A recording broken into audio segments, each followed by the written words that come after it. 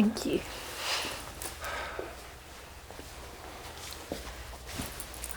It's just the pocket. Yes, just let me... How do you know how to do this? I used to be a tailor. You never forget. A tailor? I thought you were a pastor. Started my apprenticeship at the age of 12, after my mother and father died. Couldn't read or write, so there were few choices. Actually, put your hand back. I'm sorry to hear that. How did you become a pastor then? I've always loved scripture. Something I've been constantly drawn to. That and music. Music, poetry and scripture. I'd spend for hours of an evening poring over it. That and listening to people preach. George Whitefield was passing through Bradford, and as long as life remained, I shall always remember both the text and the sermon. Spoke directly to me, as though I'd been awakened. I like to remind myself that my whole world has been turned upside down in equal measure by immense heartbreak, simply listening to people speak. All done.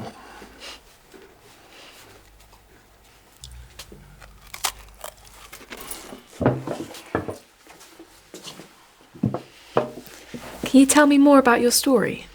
Well,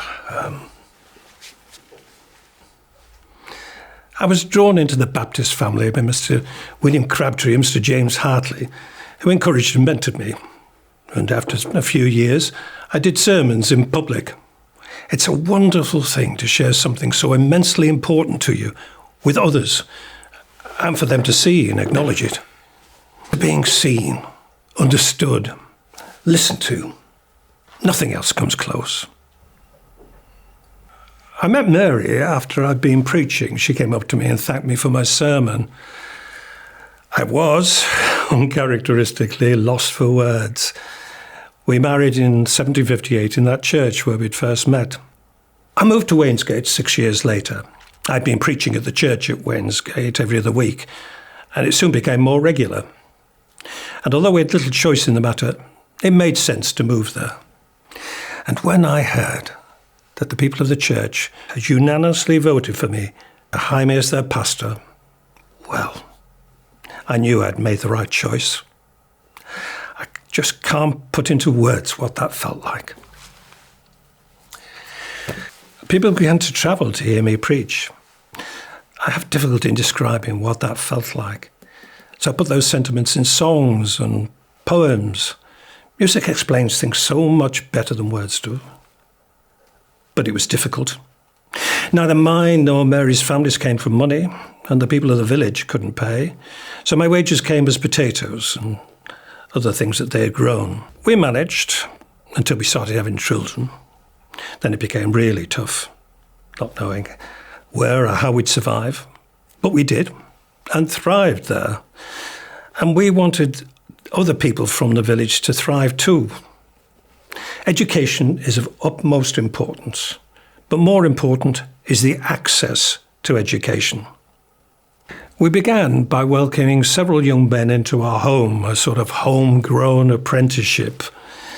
And we started one of the first Sunday schools in the country. With other churches, we worked together to form the Northern Baptist Education Society, churches and people working together to support each other. It's a beautiful thing. Then, several years later, a proposal came which would change our lives forever. I was offered the position to take over from Dr. J. Gill of Carter Lane in London. I was overwhelmed. It was a huge, huge honour, and one that I eagerly, if not easily, accepted. We had become a beautiful community, and I was very happy in Hebden Bridge. But by moving to London, I could spread my message to other people. That farewell sermon was difficult. Tears flowed easily when I saw that cart loaded with our possessions. It must have been noticeable, because Mary came up to me and comforted me. She asked me what was in my heart. We stayed in Wainsgate until we died. That's beautiful. Our community needed us. And you needed them. Quite. You're quite right.